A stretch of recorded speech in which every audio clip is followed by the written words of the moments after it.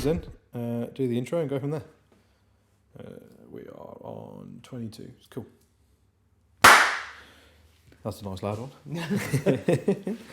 Welcome back to another episode of RecTalk. I'm your host, Nitin Sharma, the founder of RecTools. RecTools.io is the largest whole-of-market directory of recruitment suppliers for your recruitment agency. My guest today is the managing director of Pivot Search. He headlined his LinkedIn with running a search firm that prioritizes people over profits, which I think is a bold statement. But a lot of the things that we've been talking about off camera have been around change and driving change. So, Karandeep, thank you for joining us today. Thank you very much for having me. Making the journey down. Mate, come on, let's get into it. What is change, and what change are you driving, and why is it working or not?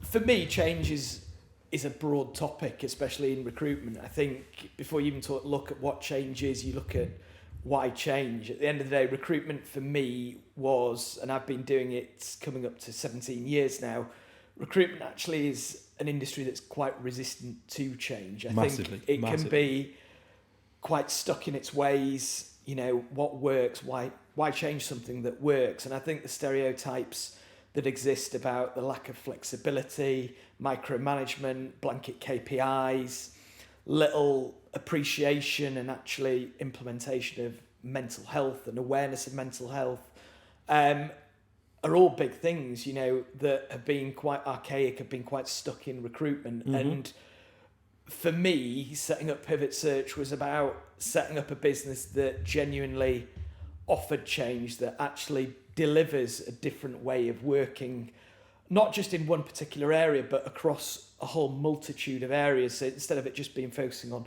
flexibility, commission structures, mental health, flexibility in terms of where you work, when you work, it's actually about trying to create something for the right type of recruiter that actually encompasses all of it. Why? I think that's a fair question. Yeah.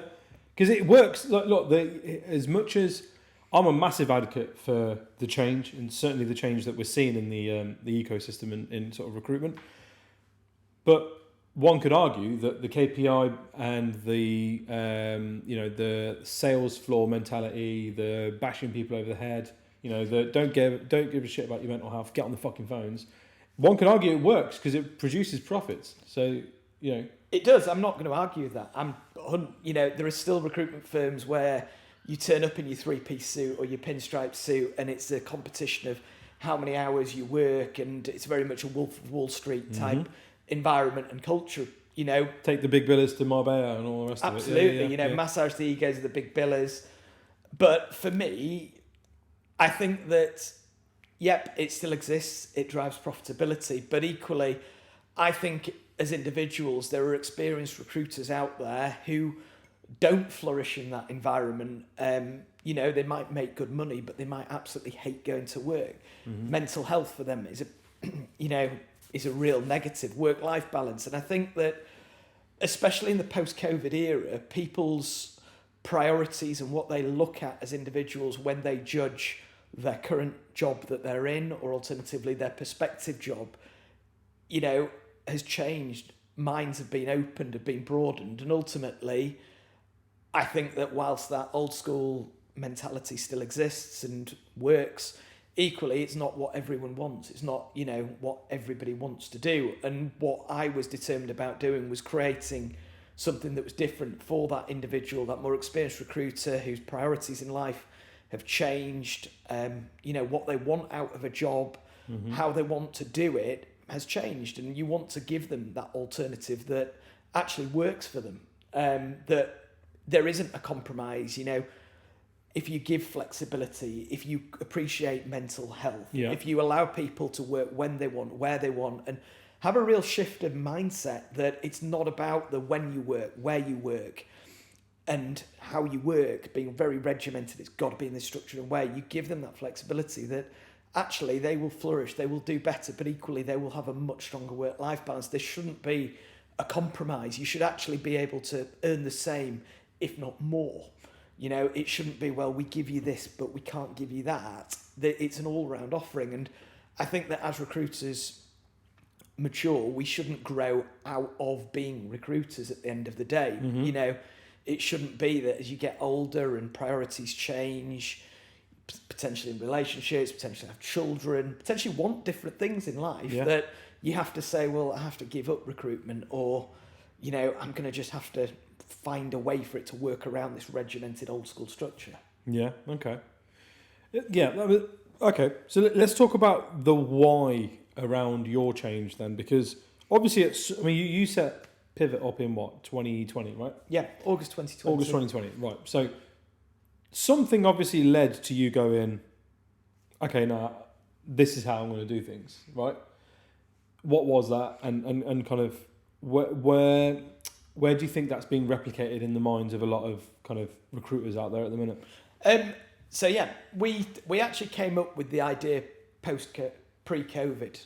The idea was actually to launch March 2020. Unfortunately, COVID hit us and delayed the start. So actually the idea... Something happened in March. Yeah. I can't remember. Yeah. But the ideology and principles of what we wanted to do as a business were there before COVID. But I think the post-COVID world actually identified and picked them up, and some recruitment companies did start to implement them. Mm-hmm. But the big why for me was I grew up and developed my career very much in graduate-led recruitment companies, working core hours, very little. You know, I worked for some progressive business that implemented elements of flexibility, extended lunches, things like that. But for me, I'm that bit older. I've got a family. I've got kids now. Mm-hmm. And work-life balance is important to me. And, you know, there are other things aside of just wanting to go to the pub on a Friday and see how many pints I can drink that I enjoy doing. And, you know, I'm sure I wasn't the only person doing that. You know, I'm a big golfer, and suddenly I didn't really want to go out every Friday night because I wanted to be able to enjoy my golf and things like that. And for me, I'm sure there were more like-minded experienced recruiters who've gone through that phase, who've learnt their traits, learnt their skill sets, been very successful, but who kind of want to keep doing it, but want to do it in a different environment. And we wanted to create something that, yes, offered flexibility, meant that mental health was an appreciation, mm-hmm. and there was a real awareness and culture where it's not a taboo to talk about mental health. It's not a taboo or a black mark against your name if, you know, you seek mental health guidance. I think it's a really important thing, and, you know, actually open avenues and channels for people to be able to do that. I wanted to create a structure where, do you know what, earnings were a bit more generous. I did a lot of research into different commission structures, and I grew up in the structure of, you know, pile as much as you can into a 4-week period, and the percentage went up. But I wanted to create a bit of fairness under those structures. You know, what you find is that come the end of the year, your consistent biller who delivers you, you know, between 10 and 20k on average each month earns that much. But the person who has 5 or 6 big months, there's actually a disparity. They write the same money, but equally as much. They probably earn 20 or 30k difference. I wanted to create a structure that wasn't just fair, but was generous and transparent. And, you know, we've created something where I could sit next to you. If we've both built 250k, we've earned exactly the same money. Your pound on that Friday end of period is worth as much as it is on Monday, that following Monday, you know. So we really wanted to look at things and actually go, we don't want to focus on particular pockets, mm-hmm. and go, we're a flexible business, or we're the highest payers, or we're a mental health focused business. We wanted to create a package for that experienced recruiter. I wanted to hire people who know what recruitment is, enjoy doing it, but want to work in an environment which treats them as adults. You know, when we first started out, I was describing the business to another business owner, and they said, so it's recruitment for grown-ups. And I went, well, if that's kind of what you want to call it, yes, but I don't look at it as recruitment for grown-ups. It's a sad way of putting it, but unfortunately, it's a good summary, isn't it? Yeah, but instead I wanted to create a business that, do you know what, offered a lot, placed a lot of trust and autonomy in our employees, had a massive shift in mindset away from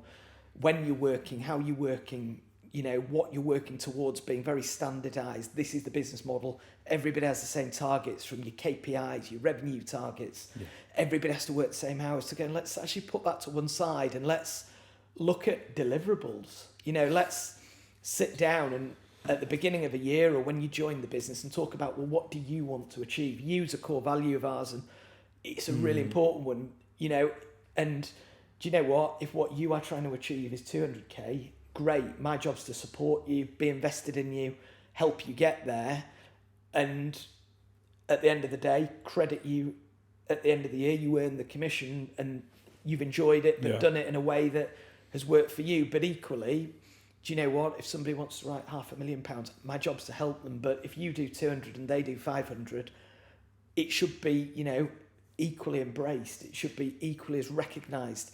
You've done your bit of the jigsaw, they've done their bit of the jigsaw in the business. But, I wanted to move away from this egotistical environment where it's all about the top billers, and the top billers earn the commission. Great. They get taken on the holidays. Great. They get to land in the company helicopter on the floor. They get everything, Yeah. And everybody in the business is, do you want to be this top biller? Whereas actually, do you know what? It should be about... No, I want to go home and see my wife and kids. Yeah, do you know what I mean? Like, that means, it's funny because, certainly since kind of 2020, COVID made the world go digital overnight, right? And people had to have their staff working from home because it was either that or shut the business down and so on. So it kind of forced certain levels of change. But almost prior to that, because I set up Michael Sharma Group in 2017, and everything you're saying were exactly the drivers for me and my former business partner in why we set up a business. Because there was no pivot search to go and work for, where I could have sat down and said, listen, these are my frustrations. I'm slapping on £500,000 a year, but I don't want to go to the pub on a Thursday. I'm giving my space away on the Marbella trips because I like seeing my family and my friends are who I want to go on holiday with. And so because those things didn't exist, and because the conceptualization of like a business like yours, and there are others that replicate that model, didn't exist, the alternative was go and do it for yourself. And so I guess what I really like about sort of what you're putting out there as a sort of alternative is you don't have to take that risk to back yourself and do it for yourself. Because when we did set up, and there were a lot of people who set up around the same time we did, I used to speak to, used to network and speak to people all the time. And the biggest thing they always used to say was, I miss being part of a business. I miss feeling part of a team. I don't really know what I'm doing. I'm not a business owner. Do you know what I mean? Yeah. And I think that equally as much, the model isn't aimed towards somebody who's on the cusp of wanting to do it. It's just somebody but for that person, it's like, I've got no alternative. I don't want to do this anymore. And so what was the alternative in 2017, 2018, 2019? The alternative was, I'm going to have to go and set up myself and have a lifestyle business. Whereas now the alternative is, do you know what? Yeah, I've done my, I've earned my stripes. I'm different now. Things motivate me in a different manner. Mental health is an issue or becoming an issue, and I want to do things more for me. And actually, I want to sit down and work for an employer that recognises fairness and equality, and that not everybody's progression is to go from associate to consultant to senior to managing consultant and then a manager team.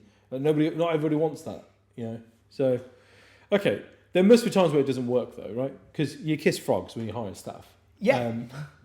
Tell us sometimes it hasn't worked. Well, I think that the biggest challenge, not necessarily where it hasn't worked, is actually getting people to believe that what you're offering is actually true. Interesting. Yeah, what you actually say on the tin you deliver. In the first couple of years, people were almost very sceptical about what I was offering. They were saying, how can you offer, 45% upward commission?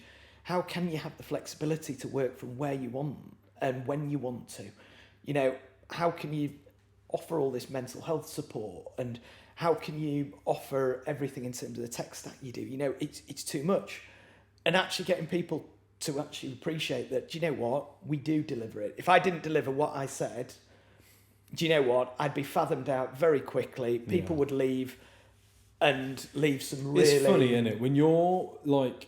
It's really kind of parallel with kind of me and the sort of the RecTalk stuff that I'm doing. When everybody else is doing this and you go off and do this, there's so many that are like, nah, it doesn't make sense. Why are you doing that?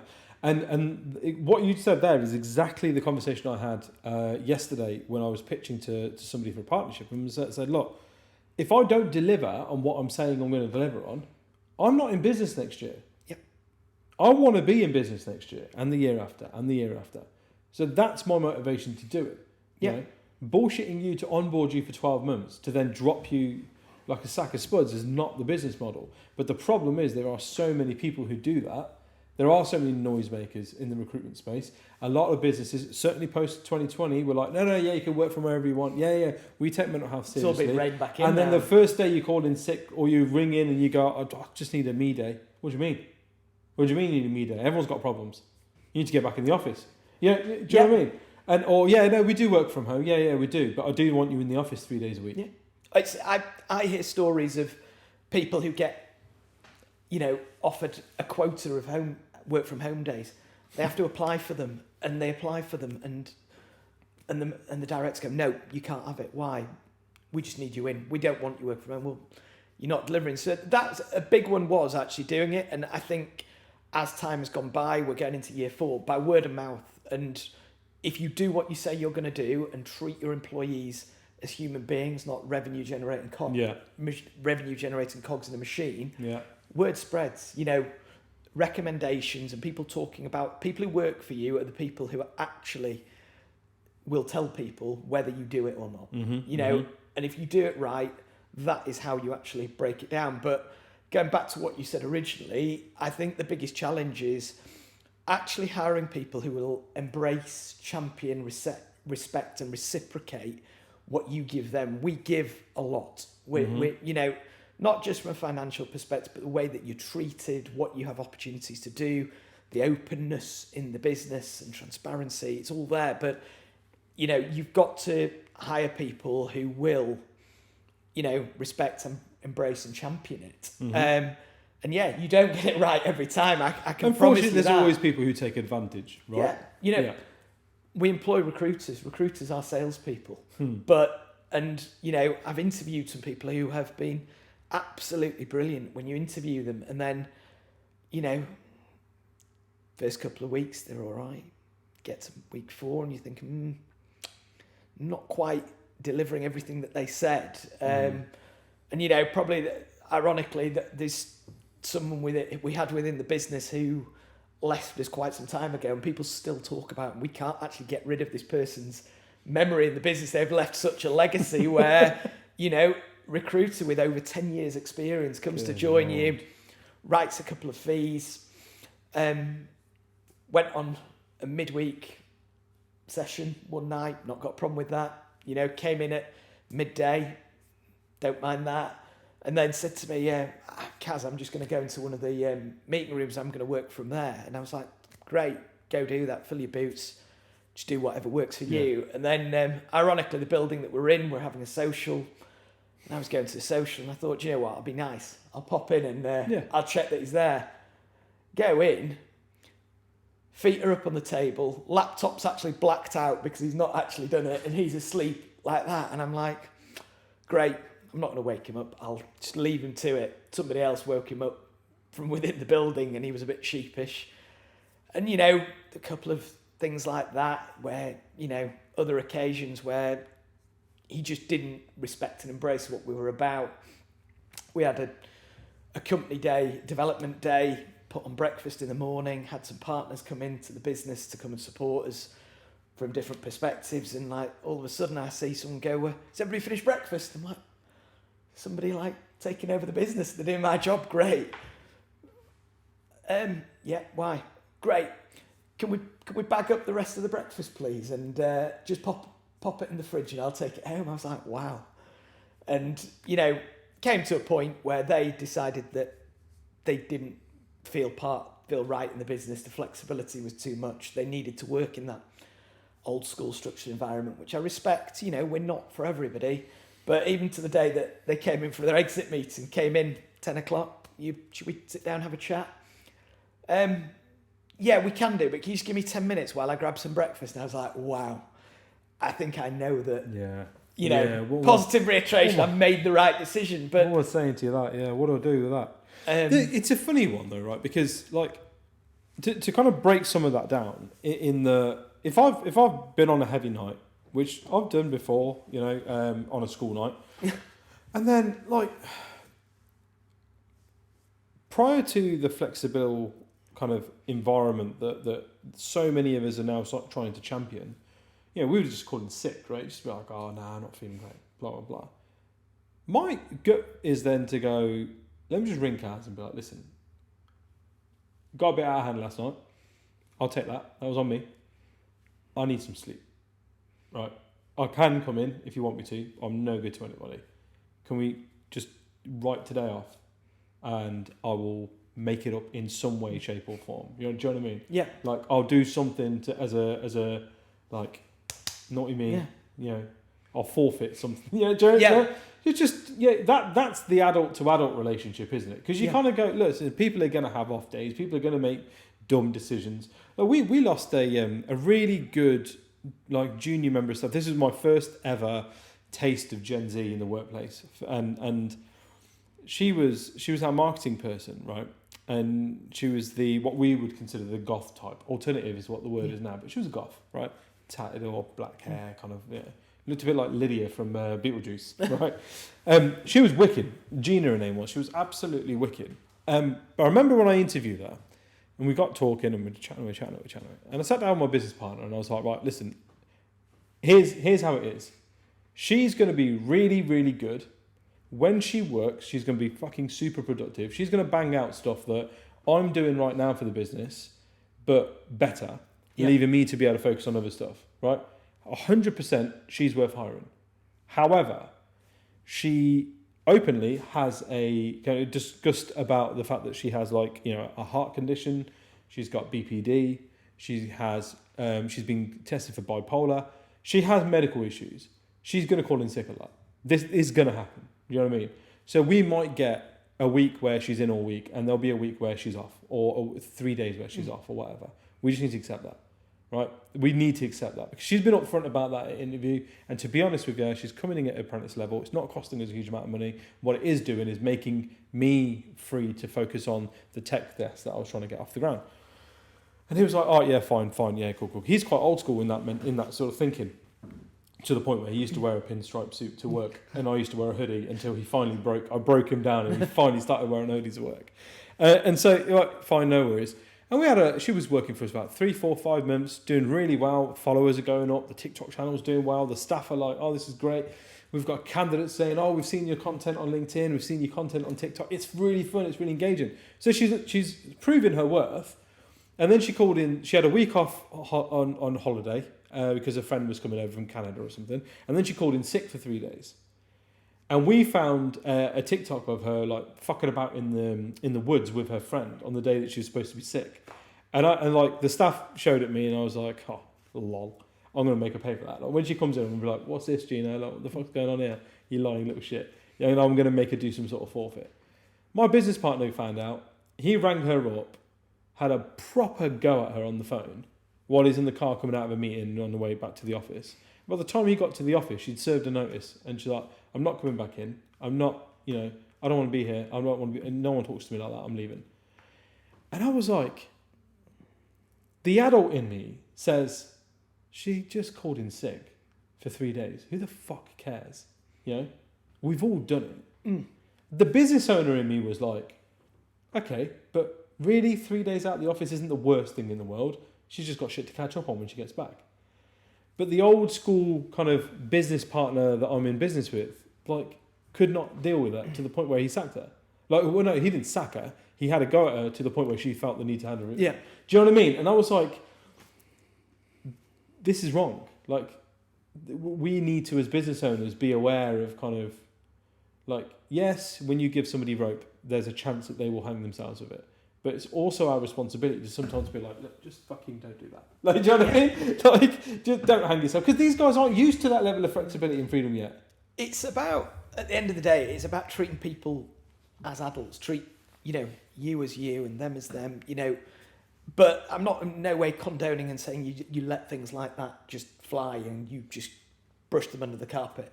I think there needs to be a fact of, at the end of the day, if you agreed at the beginning of the week to say that this is what I'm going to deliver on, at the beginning of the period to say this is what I'm going to deliver on, you don't, you've got to be accountable for it. Absolutely. And you've got to, if your actions and decisions meant that you took advantage of everything we offer but didn't deliver what you said you're going to do, Bingo. there's probably conversations to be had, and the level of conversation depends on how long this has been going on. But equally, if you've got somebody who can balance their life and do what they want to do but deliver, and it's not all partying, it might be just going out, taking time out to do things that make you happy. And that's a really important thing, that I give employees a room to go do whatever makes them happy, whatever that is. But at the end of the day, if you deliver at the end of the month or at the end of the week on whatever you're trying to do, who cares? Who cares when you did it? A big one. But do you not think the psychological kind of makeup of humans, when there's that employer-employee relationship, is always going to be that the employer wants more than what the employee is willing to do, and the employee is always going to try to get away with as much as he or she is able to do so? No, we're not just genetically made that way.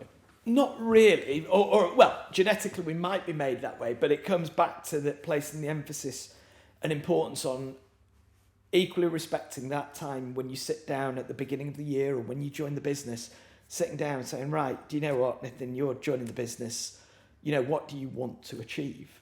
Or at the beginning of a year saying, right, we're going into next year, let's start the conversation with, well, what do you want to achieve? Not, this is what you did, this is what I want you to achieve. What do you want to achieve? And it takes a certain level of maturity to be able to answer that. If one year you're writing 200k and the next year you say we want to write 50k, well, am I going to agree to that? No. But equally, if we sit there and go, well, do you know what? You interviewed with us, you said you did X, Y, and Z. This is what you say you're going to do. Let's roll with it. Let's work towards that. My job's to help you, to invest in you, to support you to do that, and for you to achieve it. And part of that maturity and having the right attitude to work for a business that works in our way is to be able to say, do you know what? I've walked out of that room, I've said what I want to achieve, and I genuinely believe that I can do it. And to believe that you can do it means, if you go a little bit deeper, what you want to achieve, why you want to achieve it, and the how requires a degree of flexibility, but that's got to be a degree of mutuality. I've got to support you and help you in terms of how to do it, make sure that we've got a bit of a plan, that you've got the right resources, that you've got the right support to be able to do that. But equally, you've got to have a degree of flexibility. It comes back to the core value. If you I talked to somebody who has worked well, effectively at a very high level within sports, who's then taken that into the business and commercial world. Right. And what he said was the how is actually the bit that you want to have an idea, but you don't want to over-plan, because the biggest thing you need is the flexibility to go, and the you've got tenacity. Yeah. You've got to be able to change. We actually had somebody come and talk to us, Victoria Humphreys, who was part of the team, the first ladies that went to the North Pole. And she said, being tenacious and resilient isn't just going, this is what we're doing, banging our head against a brick wall, we're doing it. It's actually being able to identify when something isn't going to plan and changing your plans and even changing your goal. And that's part of the how, that you've got to be prepared to do that. So, what I expect is that people, when they sit down and they say, what do you want to do?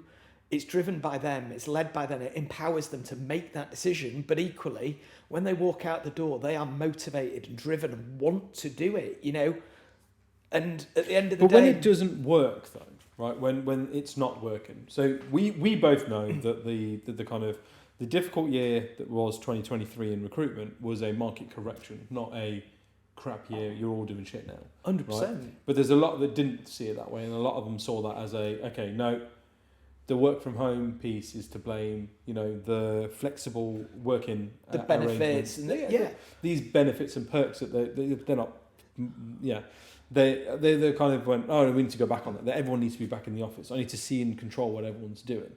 Is that not just a reaction to change, though? Is that not just going, okay, this isn't working, we need to go back to a time where it was working? Is that not just normal human behaviour? Well, I think you've probably asked two questions in that where are we now and why are we here now versus when things don't go to plan, how do you react to them? And I think if you start with where we are now, 2023 was a tough year. It was harder. You had to dig deeper, but that's part and parcel of recruitment. That is one of the bits that makes it such a difficult job, that you have to, we all ride the waves and the ups, but equally there's the down. And I think that 2023, like you said, was a market correction. We've been riding the wave of post-COVID 2021, latter part of 2020, but probably more 2021, early 2022, when, there were skills shortages. People were paying ridiculous whatever they salaries could to get people in, which had an impact on fees. Fees went up, revenue went up, people were hiring more. Because that's where the market was. We were probably at the peak of the curve, which was, down to COVID. That was the factor that caused it. And I think, are we at the bottom of the curve? No, I think we have just worked our way down, and the market's starting to correct itself, that businesses are suddenly realising we can't afford to have all these people on ridiculous salaries, because not only have we brought them in, we've had to then internally correct what we are paying people, and cost bases have gone up. But I think that we're seeing that correction flatten out, and I think we're seeing an upturn or a normalisation in recruitment. I'm not saying that it's easy at all. It's still tough out there, but I think there is more hiring and more activity. But going back to what you were saying, is when things don't go to plan, when you say you're going to do this and you don't do this, how do you react to that? Well, I think the first question you've got to ask yourself, or you've got to sit down in a conversation, is why? Why is it not working? Is it the market? Is it that you were too ambitious in what you wanted to achieve? Is it that there's something going on in your personal life? Let's face it. You are a human. You are not. You can't start to create sectors and branch off personal life, work life, and not have you impact you as a human. But whatever that reason is, you've got to ask yourself why, and then start to work out, well, what can we do? Do we need to look at how we're doing things? Are we trusting the process and following the process? Is it that we need to just reevaluate what we are trying to achieve and go, well, we need to reevaluate the end goal, and let's get back to a realistic, achieving yet challenging figure. And if we get that, that's a win. But equally, it may be, if people genuinely want to do it and want to look, they look at the why and they look at, well, what can I achieve from here? And they want to do it, you invest in them, you give them the time and the respect that they are having that conversation, because there's somebody you want to invest in. You don't want to berate them and lambast them because they've not achieved what they set out to achieve at the beginning of the year. But equally as much, if that person's attitude is, I don't want to do it, I don't want to be in recruitment, or I don't want to be here, you've got to have the adult conversation. Well, if that's the case, potentially pivot's not the right place for you. You need to be in a differently managed environment, or alternatively, recruitment's not for you, and you need to let people go. I think one of the biggest mistakes that business owners make is holding on to those people who actually want to go, whether they want to go somewhere else or whether they want to leave the industry, versus the person that actually needs your help. You need to put your arm around the shoulder, who wants to be here, wants to do the job, but we just need to look at, well, what do they want to achieve? Reevaluate the goals. It's misplaced focus, isn't it? We did it when we were employees. When we were running recruitment desks, we did it. How many times do you try and force that one candidate over the line, knowing full well that there's a backup in there? That actually, you might need to re-shortlist it, and you might need to go back out to market, but you're certainly not going to have these conversations trying to convince this candidate to start and worry that they're going to leave within 100%. rebate and so on. And so you then kind of replicate that as a business owner, and then you're sort of looking at your team, but I really like him, and I don't want him to leave, even though he's not really. And then you've got this person over here who, do you know what? With just half the attention you're paying this person who wants to leave, could actually outbill that person, be a lot more suitable, and kind of lead from the front and do a lot of the better things. But I think it's how you deal with those situations. You know, going back to the traditional, old school, stereotypical ways that exist in recruitment, it's, you know, berate that person, frog march them out of the office immediately, and make an example of them. You know, so and so has left the business. You know, I've seen, you know, how many times have you seen it where business owners have almost made you want to feel like that person's dead. You don't want to socially associate to them. They're not with us. They're gone. They were rubbish anyway. When actually, that's not the way to do it. It's, if people are leaving for the right reasons, you have, and it's right for them and it's right for the business. I think you've got to respect the fact that if it's right. Your job is to accept. I think certainly as a business owner, your job is to accept that you are but a small part of that person's journey in their life. Yeah. Do you know what I mean? And so many don't. I used to say it to people all the time, right? In interviews and afterwards as well, when they started with us, I used to say to my staff all the time, look, I don't expect you to work for me forever. Don't ever think that that's what I expect. You're not committing yourself for a lifetime to somebody. What I want, though, is in a year, 2 years, 18 months, whatever time it takes for you to go, it's time for me to move on, is that you go to do something better, or you step up, or you do something bigger and better, and you look back at your time here and you go, that was a great experience. If you're going to go and like out the frying pan into the fire, then I've done something wrong. I've let you down. Do you know what I mean? And I need to reassess what that is. Yeah. And sort of being controversial, a step before saying let them go is saying, well, what do you want? Can I do it? You know, can I actually offer you that progression? That, you know, can we do something? I think the difference is our hiring model was very different to yours, right? Your hiring model is for that seasoned, experienced, kind of grown-up recruiter, if I can call it that, without offending. Whereas ours was the train them, mould them, that kind of thing. Yeah. So, you know, because of the type of personnel that we're talking about, this sort of Zillennial and Gen Z workforce, they're not going to stick around. I could give them everything they ever wanted, but part of their journey is to go, time's up, time for me to go and do something else now. Do you know what I mean? Yeah. And it's almost, as I said, again, as a business owner, accepting, like, that if that's your hiring strategy, accept that people are going to leave. But equally, if your hiring strategy is more like pivot, accept that there is going to be a point where you're going to be told you're not doing enough for me, and you've got to be able to hear it and go, okay, shit, I need to do, what more can I do then? Yeah, and that's part of creating that openness and really getting rid of that and removing that barrier between me and my employees, giving them that ability to know that if they come and talk to me about something that they feel we could do better, something they'd like to do, you know, or alternatively, you know, saying like, you know, I feel I'm reaching my point, I feel I've reached my, you know, complete potential within the business, but saying, well, what would you like to do and can we do it? But going back to what you're saying, it part of the attrition bit is exactly what you said. If people are leaving to go to other recruitment companies, don't berate the other recruitment company or the rec who headed them. Don't sit there slagging them off. A really funny story is I have taken people from one company who, in all honesty, people leave them for the same reason. You know, everybody who comes and interviews with me from that business tells me the same thing, and it's 100% true. And it's typified by the fact that I'd taken a couple of people, connected with a couple more people in the business. This is what I do, you know.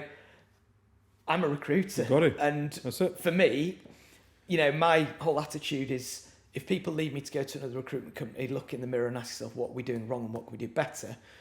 Don't have a go at them. But I got a phone call from their director, and for 5 minutes, they spent 5 minutes shouting at me because I had a consultant next to me who could pretty much hear it. I really wish you could record calls on iPhones because I'd have loved to have posted it. But I had a whole 5 minutes of this director telling me how shit I am, how I was a complete failure as a consultant, how I'm a complete failure as a managing director, how my model's really shit because I'm too lazy and too crap to train people. And just literally spent 5 minutes abusing me and that I should have more respect for him and his business and his group of companies, that that's what I should be doing and I shouldn't be approaching his staff. And I was like, so do you want to tell me what you want from this call. Well, I want you to leave my staff alone. I don't want you connecting with them on LinkedIn. I don't want you talking to them. And I was like, no, my model's to hire experienced recruiters, and perhaps you should look in the mirror and ask yourself, why are people leaving you? You've got an entire roster full of disconnected recruiters who don't want to work for you anymore. Discontent. And do you know what? I asked him, what do you want me to do? And he ended up putting the phone down. But, for me, that is exactly the wrong approach to it. People will leave you. And if people leave you to go to the recruitment companies, ask yourself why. Ask them why. Look in the mirror and look at what can I do better. Do you know what, though? There is also, though, the element of let's put ourselves in his shoes for a minute. And he's like, I'm losing staff to the same person who's now, like, literally, in my mind, a vulture sat up there, picking away, waiting for another one to drop, to fucking swoop down and start having his little piece. You have no idea what he's got going on in the background. What's made. I always like to kind of go, do you know what? Yeah, that was a stupid thing for that guy to do. But also, why did he do that? Like, do you know what I mean? Like, is there anything that not even that, is there anything that I could do differently? But actually, more of a, is there anything that I can tell myself that would excuse that person's behaviour? Because the reality is that he's not going to be a knob 99 out of 100 times of the day, is he? Well, I think you better ask his staff who work for him that. They'll tell you better differently. But you know what? I'm sure his wife would say otherwise. I'm sure his kids would say otherwise. I'm sure his close friends would say otherwise, right? It's sort of, it's one of them where it's sort of like we had Benjamin Dennehy on the podcast last year, and he was like, "Yeah, I love it when somebody has a go at me on the phone because I'm like, ha, this is your life. Like, this is your life. You're that wound up that you felt the need to ring me and have a go at me on the phone. That's pathetic. Like, this is just my job. This is what you're living through." And then you build that out a bit more, and you're kind of like, fuck, man, this guy's clearly going through it. Do you know what I mean? And I think you did the right thing in terms of, well, look, what did you want from this phone call? Did you want an apology because you're not going to get one? I'm not going to not approach your staff because I, A, have a business that I want to grow. B, you've got talented people that you're not looking after. It's stupid for me not to. We're in the fucking recruitment game. That's what we are. But at the same time, you kind of also want to, I don't know. My gut is to always kind of be like, oh, this poor bastard, what's he going through, man? Do you know what I mean? No, and at the start, I did quite well. I lasted the whole conversation by not swearing back. No, I which did is not, fair. No, I didn't. Yeah. I was adamant. I'm not going to drop myself to the level. Yeah. But yeah, maybe the first time someone leaves, or the second time, and they, I know that some of these people have been as open as they can about why they have left and what needs to change. But do you know well when you have people queuing up, to talk to you from this business and the same things coming up, you're going, do you know what? I'm losing my sympathy because do you know what?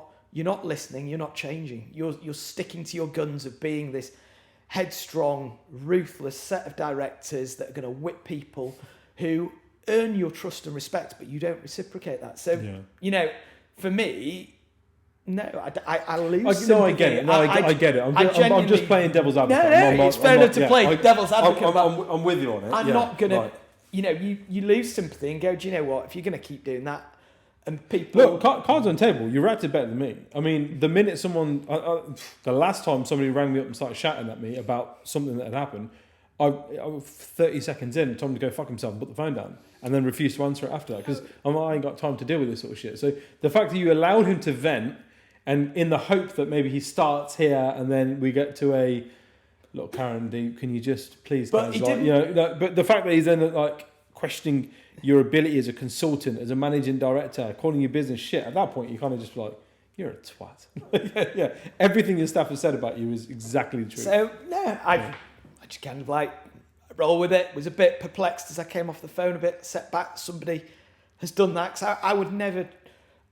It's nice you've got a little training academy that you can just dip in and out of when you need staff. Yeah. And I have people from the business who aren't good enough.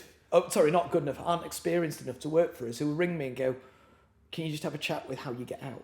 Yeah. That speaks volumes. So at the end of the day, I'm not pivot. I'm not going to do. Mate. I've thought about it. There, it's ready. But You've got a database of candidates ready to go. What are you talking about?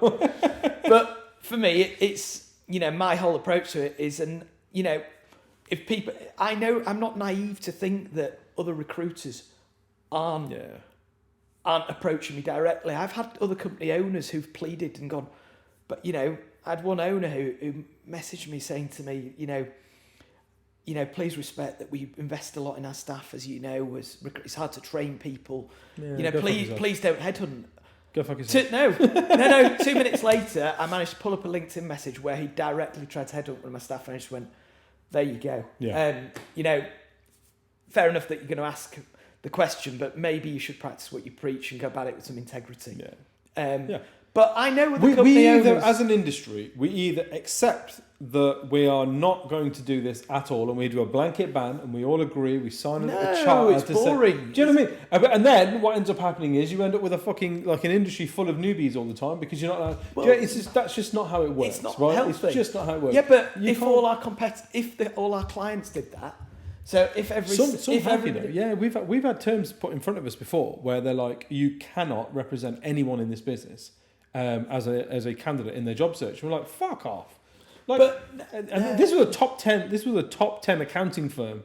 We're like, you're a global accounting firm. We can't agree to these terms. Hypothetically speaking, if our clients started to create groups where all the major players or all the players sign up, they all form an industry body and agree, we will not poach from each other. Well, how are we going to do a job? Yeah. Where are we going to get? Exactly.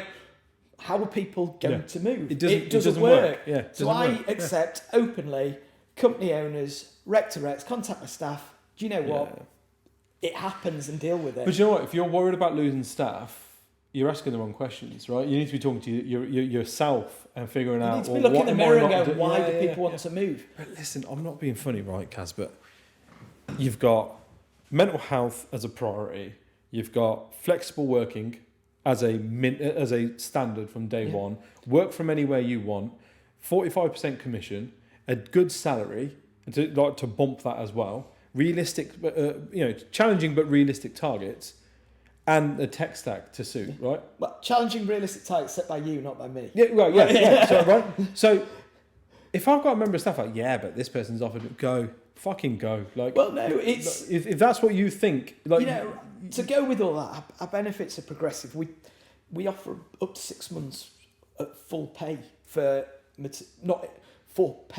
parental leave. With subsequently the next 3 months, and the next 3 months at 2/3 and a third. We offer additional days off. People look at it and go, well, what? Our progressive benefits were designed by the employees. I brought in a consultant, a workplace consultant, to talk to them about what they like to see. If somebody is doing something wildly differently, I'll probably take note. But if somebody wants to look elsewhere, I will look in the mirror and go, why am I not doing that? Or what's the cause? Yeah. But equally, I do have a culture where I get forwarded headhunt messages. So-and-so's headhunted me. So-and-so's headhunted me. This rec to recs approached me. This hiring manager's, or this company owners. And all I do is I just add them back on LinkedIn with the same message they send me, just to let them know I'm there, but I'm not going to tell you to stop. Mm-hmm. I'm not going to belittle you. I'm not going to have a go at you, but I'm aware. But do you know what? Good luck. But I know one thing we've talked about is all the benefits to the employees of the way we are as a business, but ultimately it benefits everybody. Obviously, employees from an attraction and retention perspective, retention's just as important, mm-hmm. but attracting talent. Mm-hmm. But, what you find is that what we deliver to our clients, what we have internally has a competitive advantage. Suddenly you have consultants who are well paid, have a great commission structure, have a great work-life balance, their mental health's looked after, have progressive benefits. They're motivated to come to work and deliver. And they're not incentivized to do shitty things. No. Which is the key. And our clients win from that because, you're not having a consultant who's coming to work for the sake of it or mm-hmm. is half-assed coming to work. You've got a consultant who's coming to work going, do you know what? I can work when I want. I can work from where I want to. If you don't want to work from home, we'll get you a co-working space close to you if you're not close to one of our offices. But we'll give you that. But you have people who think, do you know what? I'm going to smash through my work to a really high quality so that I can command the higher fees, so that I can get the commission. But equally, do you know what? I'm not here working set hours for the sake of it. I'm here, if I do my job, get this done, I can go do what I want to do. You know, you're incentivized to get work done to a high quality, because I promise clients that we're not just good internally, we're good at what we deliver. You know, we take business at a high end, off your Egon's Enders, your Hydro Struggle, your Rogers, you know, through to your Pages, as well as your independent boutiques. We take business off them because we deliver, we're proactive. We actually, you know, I was talking to a consultant the other day about when they were pitching a client and meeting a CEO, and what are we pitching about? Well, we can talk about the general stuff that everybody pitches about, but just the crux of it is we're proactive. You know, where Odgers, Heinrich Strugels take 8-12 weeks to deliver a shortlist because they feel they need to string it out to command that high level fee. Do you know what? We work quicker, we're proactive, we're progressive about how we do it. We'll deliver you a shortlist that is as good, if not better than them, because we actually will go out to market as opposed to be relying on our network and incoming things. We'll go find the people we don't know, but we'll do it quicker. That's our selling point. But our clients win because our consultants are motivated when they're at work. They're at work. They want to deliver. Yeah. They're never just sat thinking, do you know what? I just need to get through this so that we get to 5:00 so I can go home. It's actually right. Do you know what? I'm working the US market. I'm choosing to work a bit, start later, finish later, take some breaks later, whatever it is, work in a way that works for them. But I'm motivated to get it done because nobody's counting how long. My only worry as a business owner is when I see people working too many hours and burnout, not working too few hours. If you can get it done quicker and I can help you through the support I give you, the tech stack that you have, get it out so you can go do something else. Yeah, that's it. So are you hiring at the minute? Yep, absolutely. We're always hiring. I'm constantly talking to people. And it's only through talking to people that people work out that what we deliver is true. What I say on the tin, you get on day one and continues for your career at Pivot. But secondly, that, people can work out whether it's for us. I go on about the fact that it's not for everybody, but it's only through conversation that you actually work out, is this the right place for me or isn't it the right place? And do you know what? If it isn't, I'll help you find the right place. Yeah. I'm not all about short-term wins. It's not about now. It's about talking to people and actually giving them advice and support and pointing them in the right direction, because recruitment world is a small place. Just because somebody's not right for you now, it doesn't mean their next job move or their one after that or 5 down the line that we're not for them. Yeah, things haven't evolved. But I'm a big believer in karma, that, if you help somebody out, you'll get a good turn in return. So yeah, always keen to talk to people. If it doesn't matter where they're based. We've got a consultant at the moment based in Dubai. We've got consultants based all over the UK. Excellent. Okay. I'm always all ears. If you're a good consultant, you feel that your attitude and values are aligned to us, you can reciprocate what we give you, you'll embrace and champion it, come and talk to me. Don't be afraid to have a chat. I think one of the big things is that recruiters at times can seem very guarded. They feel like, can't talk to another recruiter even if I'm tentatively looking or just want to know what's out there. Talk to me. I'm not going to tell anybody. It's not my interest to start blabbing because you get a name and nobody will talk to you. I have so many confidential chats, and some of them come to things. I think the problem you end up with is a lot of those type of businesses. They're all very connected. They're in these little groups and stuff like that you don't really know about until you know about it. And you talk to the wrong person, shit spreads. You know what I mean? Yeah. And so, confidentiality is the key thing, isn't it? Yeah, you've got to, if you're going to practice it, you've got to have integrity and confidentiality. We've got a lot of exciting things going on. We're actively looking to grow as a business. I'm bringing on board support at a higher level to support me and the rest of the business, so it's not just my box that I live in. I'm a great believer that the people who can offer a lot, but you've got to let them in. And I'm talking to prospective individuals about supporting the business in its growth phase and how we can be doing that, but not just supporting me, supporting the consultants. It's not just about learning and development of people who are struggling. It's about everybody in the business. Everybody has a potential, and it's about actually reaching that. And my job to help support it, but if I feel that individuals would benefit from that external support, I would 100% be doing that. That's what I'm doing at the moment. So, we're in an exciting growth phase. We're looking to grow the business, and I'm always keen to talk to people, whether they want to be principal consultants, whether they want to, grow and build out business units, or, there are some people who approach me who kind of are at a point where they want to grow something altogether different. Can that be part of the pivot model? Can I do something like that? I'd always talk to you about it. Cool. No, I appreciate that. And so best way to get in touch with you is LinkedIn, email, phone. All my contact details are on my LinkedIn profile. Connect with me. Sweet. Drop me a message. However works for you. Pick up the phone. I do like it when someone picks up the phone and has a chat. Do you remember those days? Yep. Brilliant. But I always have an informal chat, and it will always stay off the record. I'm not going to sit and bump into the next recruitment and go, "Oh, do you hear it? I spoke to so-and-so, or I spoke to so-and-so." It's not the way I work.